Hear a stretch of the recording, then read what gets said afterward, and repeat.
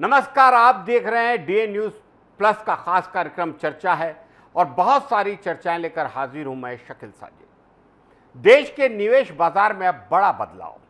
अब महिलाएं सिर्फ घर परिवार ही नहीं बल्कि वेल्थ क्रिएशन में भी पुरुषों को बराबरी की टक्कर दे रही है। सीएएमएस की ताज़ा रिपोर्ट के मुताबिक 2026 में महिला निवेशकों का कुल एसेट अंडर मैनेजमेंट यानी एयूएम बढ़कर 11.3 लाख करोड़ रुपए तक पहुंचा, जबकि पुरुष निवेशकों की ग्रोथ इससे काफ़ी पीछे।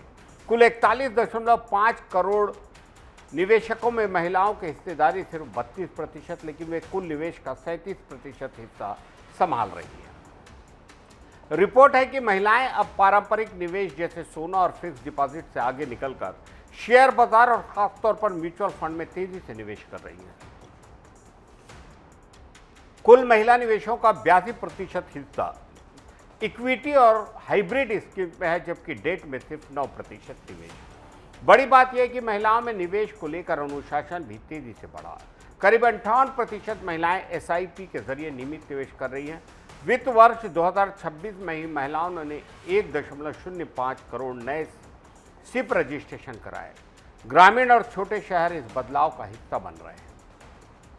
लगभग 45% महिला निवेशक टीयर 2 और टीयर 3 शहरों से आती है, वहीं गृहिणियां भी अब पीछे नहीं हैं। करीब 42% महिला निवेशक हाउसवाइफ, जिनका निवेश ट्रिलियन स्तर तक है। भारत की महिला निवेशक अब सिर्फ बचत नहीं कर रही बल्कि देश की नई वेल्थ क्रिएटर बनकर उभर रही है। स्वागत है।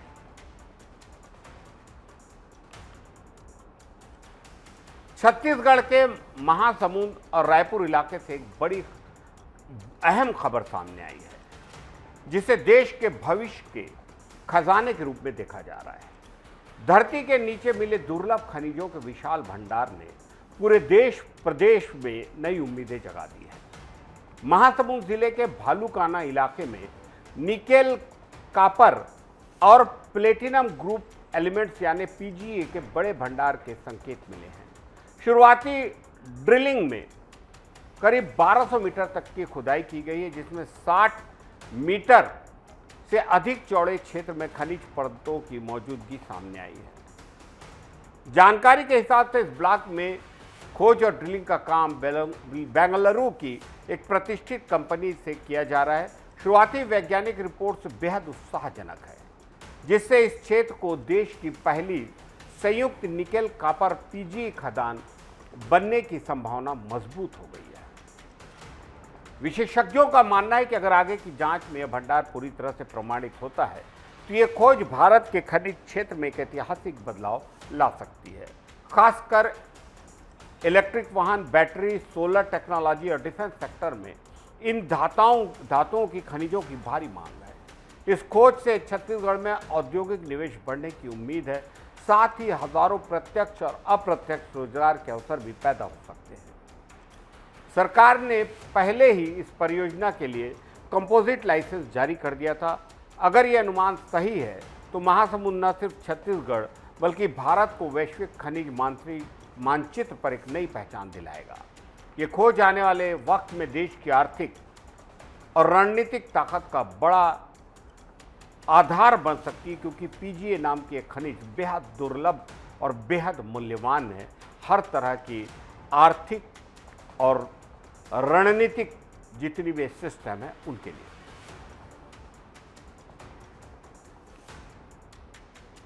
छत्तीसगढ़ के जांजगीर अकलतरा इलाके से अवैध खनन को लेकर बड़ा विवाद। मुड़पार गांव में रामसागर डैम क्षेत्र के पास मिट्टी और मुरूम के कथित अवैध उत्खनन को लेकर ग्रामीणों और एक उद्योगपति के बीच तनाव बढ़ गया है। ग्रामीणों ने इस पूरे मामले में दबंगई और धमकी देने जैसे गंभीर आरोप लगाए हैं।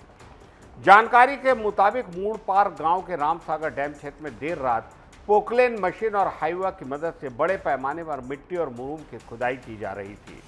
ग्रामीणों का आरोप है कि यह काम बिना पूरी अनुमति के किया जा रहा था और इसमें स्थानीय रसूखदार लोगों की संलिप्तता थी। जैसे ही ग्रामीणों को इसकी जानकारी मिली, उन्होंने मौके पर पहुंचकर इसका विरोध किया, लेकिन आरोप है कि विरोध करने पर माहौल बिगड़ गया। ग्रामीणों का कहना है कि उन्हें धमकाया गया और डराने की कोशिश की गई। यहां तक कि जान से मारने और झूठे केस में फंसाने की धमकी देने के आरोप भी लगाए। ग्रामीणों का यह भी कहना है कि लगातार हो रहे इस तरह के खनन से इलाके के पर्यावरण को भारी नुकसान पहुंच रहा है। सबसे बड़ी चिंता रामसागर डैम को लेकर है, जिसके अस्तित्व पर खतरा मंडराने की बात हो रही है।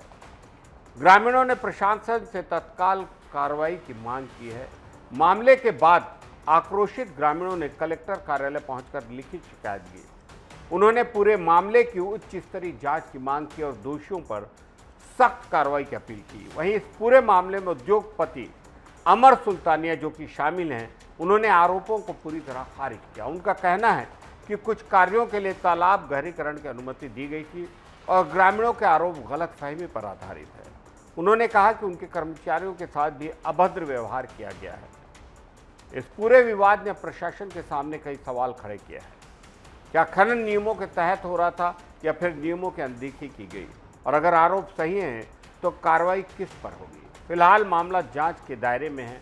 प्रशासन की रिपोर्ट और कार्रवाई के बाद ये साफ हो पाएगा कि इस पूरे विवाद में सच्चाई क्या है। इस घटना ने इलाके में तनाव और चर्चा दोनों बढ़ा दी है और ग्रामीणों और उद्योगपति अमर सुल्तानिया के बीच ये विवाद और बढ़ने की पूरी संभावना है। पुलिस प्रशासन को इस पर नजर रखनी होगी।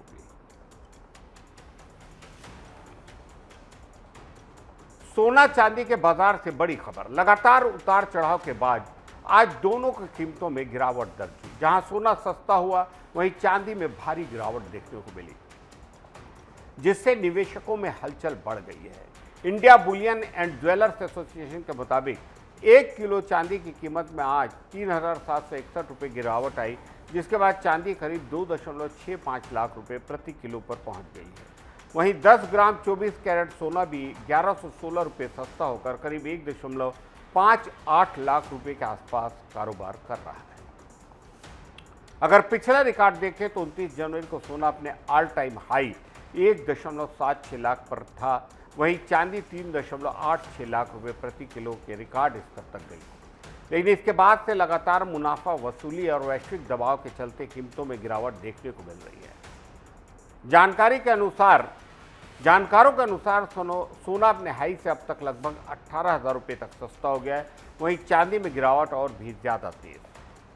पिछले कुछ हफ्तों में चांदी करीब 1.21 लाख रुपये प्रति किलो तक नीचे आ चुकी है, जो एक बड़े क्रैश के तौर पर देखा जा रहा है। विशेषज्ञों का मानना है कि इस गिरावट के पीछे कई कारण हैं। सबसे बड़ा कारण है निवेशकों का जोखिम से बचना। मिडिल ईस्ट में तनाव और वैश्विक अनिश्चितता के चलते कई निवेशक सोने चांदी की बजाय कैश को प्राथमिकता दे रहे हैं। इसके अलावा जनवरी में कीमत रिकॉर्ड स्तर पर पहुंचने के बाद बड़े निवेशकों ने मुनाफा वसूली शुरू कर दी है, जिससे बाजार में सप्लाई बढ़ गई और कीमतों पर भारी दबाव आ गया। विशेषज्ञों का मानना है कि सोना खरीदते समय हमेशा BIS हॉलमार्क वाला सर्टिफाइड गोल्ड ही खरीदना चाहिए। साथ ही खरीद से पहले कीमतों को अलग अलग स्रोतों से क्रॉस चेक करना जरूरी, ताकि किसी भी तरह की धोखाधड़ी से बचा जा सके। सोना चांदी के बाजार में उतार चढ़ाव का दौर जारी है। आने वाले दिनों में कीमतों की दिशा अंतर्राष्ट्रीय हालात और निवेशकों के रुझान पर निर्भर करेगी। आज साउथ से लेकर पूरे भारत के सिनेमा में उत्तर में और दूसरे स्थानों पर भी एक ही नाम गूंजता है, जूनियर NTR।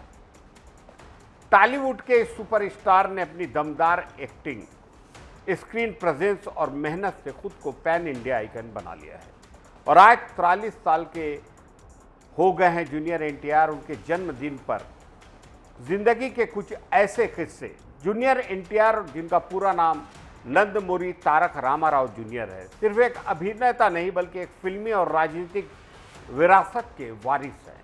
उनके दादा NT रामाराव साउथ सिनेमा के दिग्गज अभिनेता और आंध्र प्रदेश के दमदार मुख्यमंत्री भी रह चुके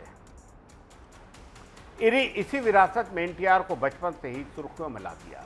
कहा जाता है कि 13 साल की उम्र में ही मात्र उन्होंने नेशनल लेवल पर पहचान हासिल कर ली, लेकिन स्टार किड होने के बावजूद उनका सफर आसान नहीं रहा। कभी लुक्स को लेकर ट्रोलिंग हुई तो कभी वजन को लेकर, जी हां, आलोचनाएं झेलनी पड़ी। उनकी लोकप्रियता का भी अंदाजा इसी से लगाया जा सकता है कि अंधरा वाला फिल्म के ऑडियो लॉन्च में करीब 10 लाख लोग, जी हां 10 लाख लोग पहुंच गए थे। यह सिर्फ एक इवेंट नहीं बल्कि उनके स्टारडम का ऐतिहासिक सबूत भी बन गया। 2009 में चुनाव प्रचार से लौटते वक्त जूनियर एनटीआर एक गंभीर हादसे का शिकार हुए थे। इस घटना ने उनकी जिंदगी को झकझोर दिया। परिवार में पहले भी कई दुखद हादसे हुए जिसने उन्हें मानसिक और भावनात्मक रूप से गहराई से प्रभावित किया। 4 साल फिल्मों से दूर रहने के बाद उन्होंने वापसी की तो इंडस्ट्री बदल चुकी थी, लेकिन जूनियर एनटीआर ने खुद को फिर से साबित किया और फिल्म RRR ने उन्हें सिर्फ भारत ही नहीं बल्कि पूरी दुनिया में एक ग्लोबल स्टार बना दिया। आज जूनियर एनटीआर सिर्फ एक अभिनेता नहीं बल्कि मेहनत, संघर्ष और वापसी की मिसाल हैं। अपने दमदार अभिनय और स्क्रीन प्रेजेंस से साबित किया कि असली स्टार वही है जो हर गिरावट के बाद और मजबूत होकर लौटता है। आज उनके जन्मदिन पर डीएन न्यूज़ परिवार की ओर से, उनके फैंस की ओर से बहुत सारी दुआएं, बहुत सारी शुभकामनाएं। आज के लिए चर्चा में इतना ही। इजाजत दीजिए शकील साजिद को। नमस्कार।